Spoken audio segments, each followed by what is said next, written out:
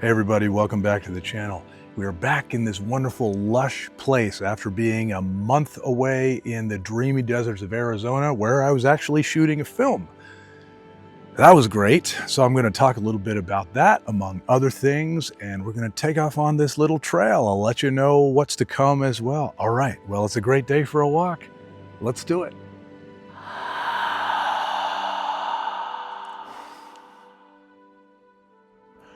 I think one of the things that I wanted to explore in this video was coming back home and making sure that things continue on an upward trajectory of change.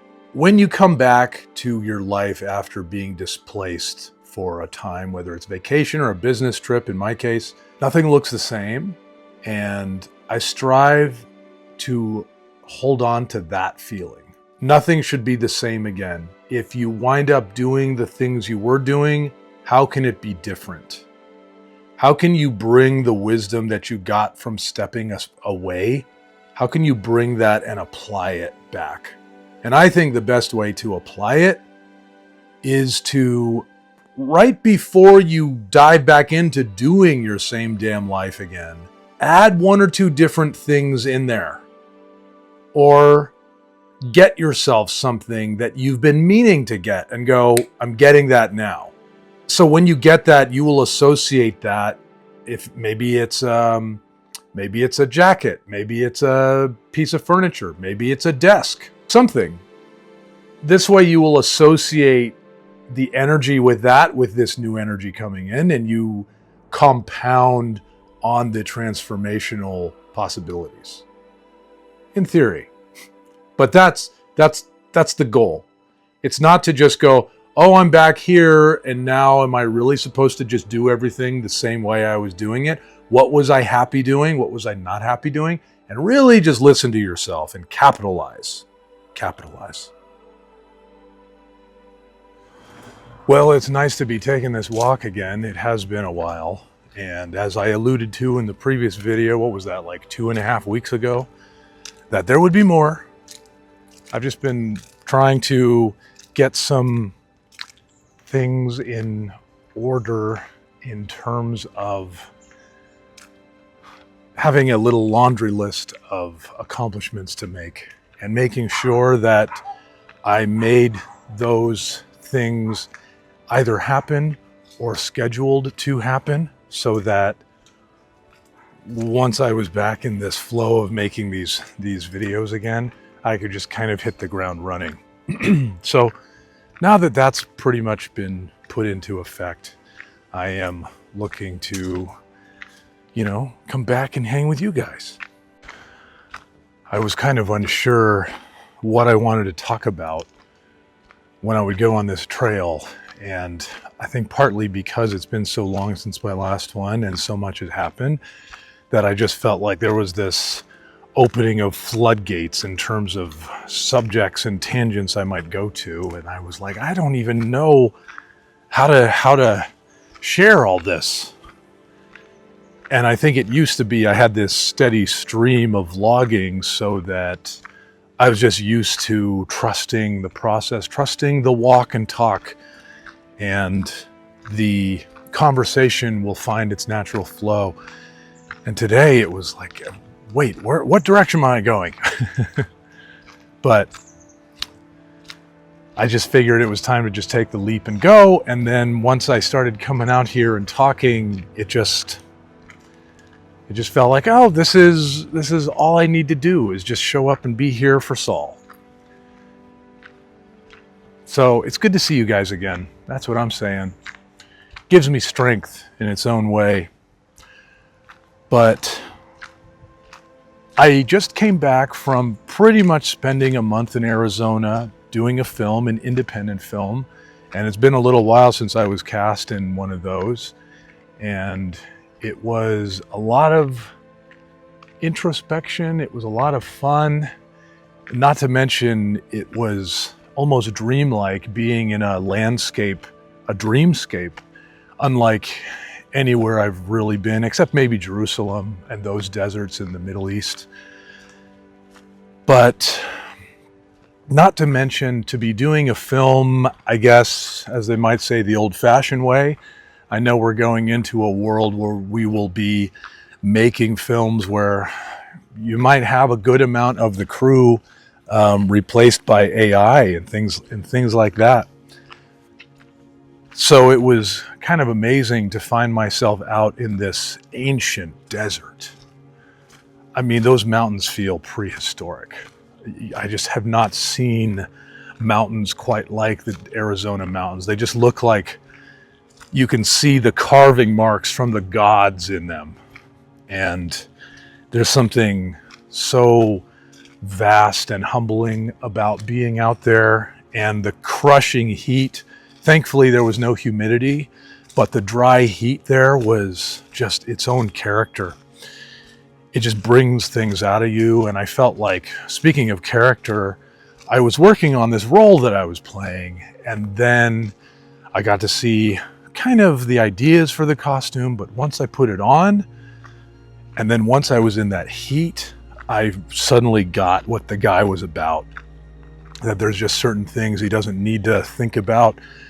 There's maybe a neurotic side that he just does not have, being a cop or a detective out in the Arizona heat. And just, having a linen shirt and jeans, that he's just that kind of like undercover officer. And it just clued me into a lot of stuff. It was very exciting. Some stories are written in a place that could almost be interchangeable.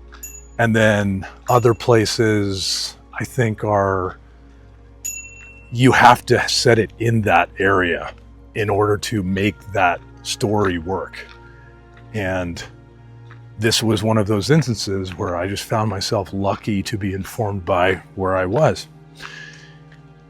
And then I think that set off a little chain reaction of ways to step into the shoes of another person and be out of my very intense space of having a workspace that involves painting, it involves writing, and it involves filming these vlogs and editing, which was very kind of introverted. And I got to just go and be with people the way I love to be.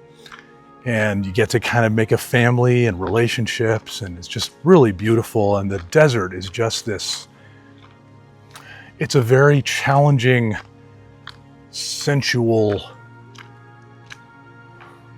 otherworldly portal of a place. And ironically, I come back to one of the most beautiful places in the world, which is Northern California. And everything's lush and green. And I felt like my life was very different now.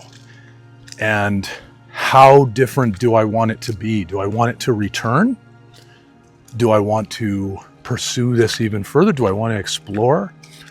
I'd seen some advice before I went to the desert recommending that I take out every opportunity to push myself and expand and explore. And I really got to take that bull by the horns and see where it goes. And I think that as I have come back, I did a lot of writing. I listed a lot of, I guess, what I'd call bliss lists of things I wanted to go, or objects I wanted to procure, lifestyle to continue or improve on. And the biggest thing is a book. So I'm saying that right now. Ghost in the Gaslight is getting a book. It might even be getting two the way I'm looking at it. But I've started writing a book, which is exciting, a novel. And then I need to do the long overdue first compilation of all my short stories. And they're very different. That's why I'm saying they've got to be two books. But I'm really excited about that. And I wrote a Substack kind of detailing a lot of the emotional experiences that I had out there in the desert, which you can totally read. I'll put a link in the description.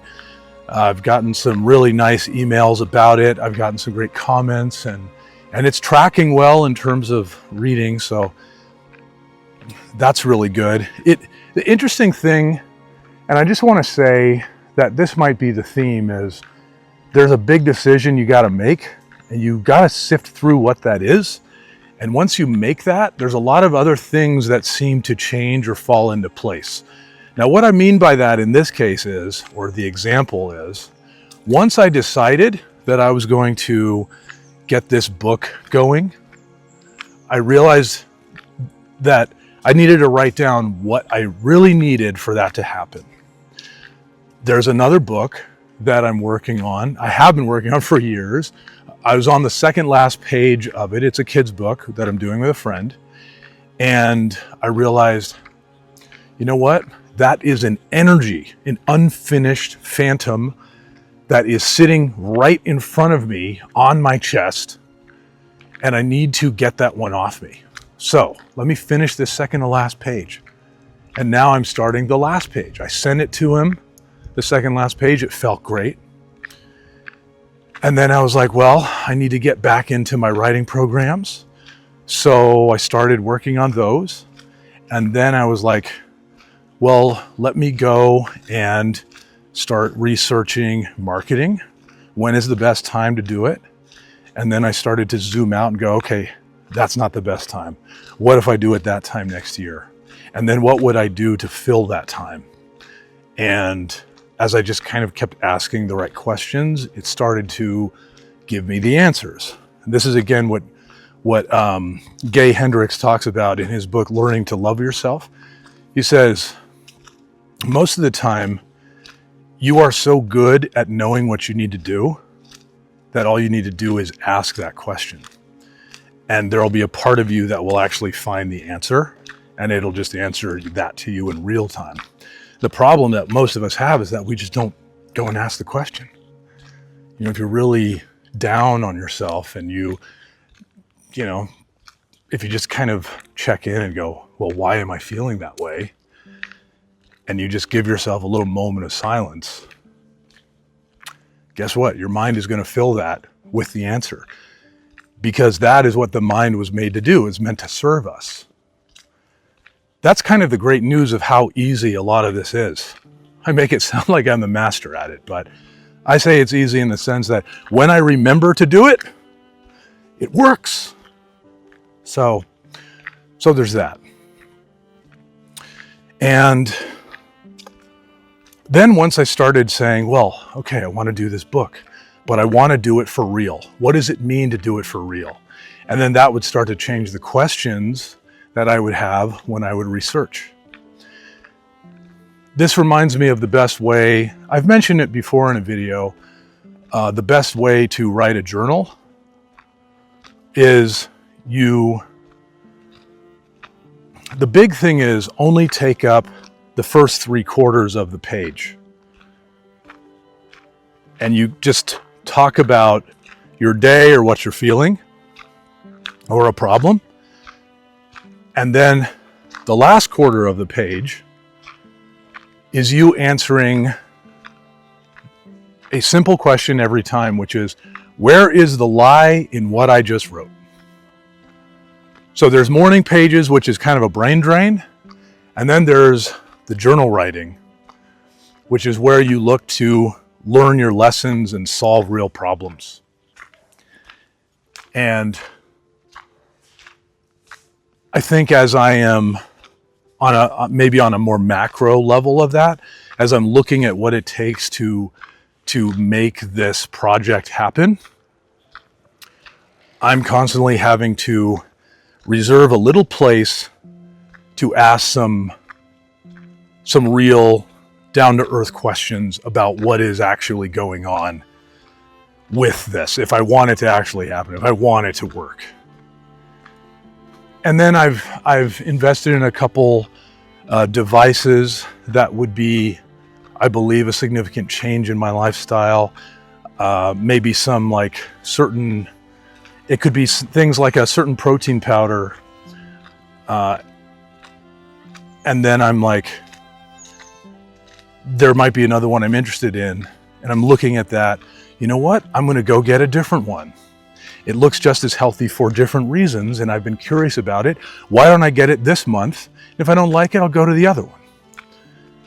This way, I'm not in the automatic of like, I always have this, and I have it this way, blah, blah, blah. So it's to kind of just, you know, keep my, keep the hips loose, you know? Being able to, I think, find another way to discombobulate things. And I think one of the best ways you can do that is if you can find a way to keep a healthy routine, but find a way to wake yourself up in it. And sometimes it's by just taking something that you did before and applying a different way of seeing it or executing it. So honestly, it's been feeling really exciting. And I'll tell you one of my favorite results about this right now. I've been here I think I've been back in town, maybe it's almost been 3 weeks, but I don't think it's been that long being here and not being with you guys. It has not felt like I'm back yet, which is really thrilling. It's pretty exciting. So the other thing I want to say is what I see with this for the time being. I think I'll be treading water. I'll probably be doing at least one of these a week. I'm going to try to do more, but I'm also trying to make sure that I'm really also going into the Substack more frequently. It's kind of what I was building up to before I went, that I wanted more of that.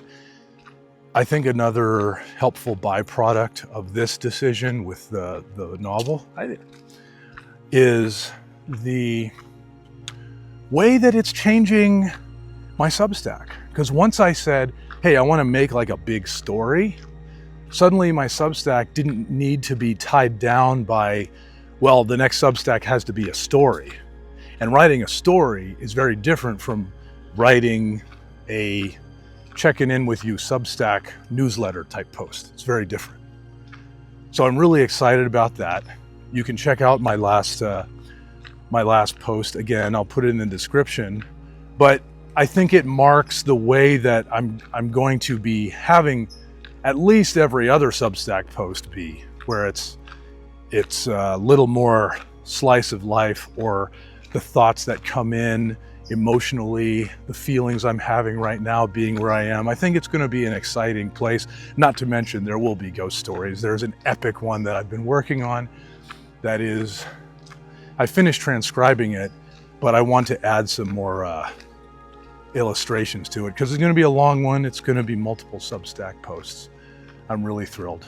Anyway, yeah, I think that's more or less how things are looking. I'm going to try to design maybe a few more fun products for, the incoming holiday seasons. Of course, we're in the 4 months of October, which is exciting. And yeah, I'm sure you'll see more of that soon, but I hope you enjoyed this video. I'm really excited about where things are headed, and I look forward to sharing more with you. Be sure to like this video if you haven't. That always helps. And if you can just watch it to the very end, that always helps too. And of course, sign up to the inbox of Curiosities, where you will get more news from me. New art, new stories, what's new with me. That's kind of the one-stop place to go for Ghost in the Gaslight. Anyway, hope you enjoy this video, and maybe you'll enjoy this one too.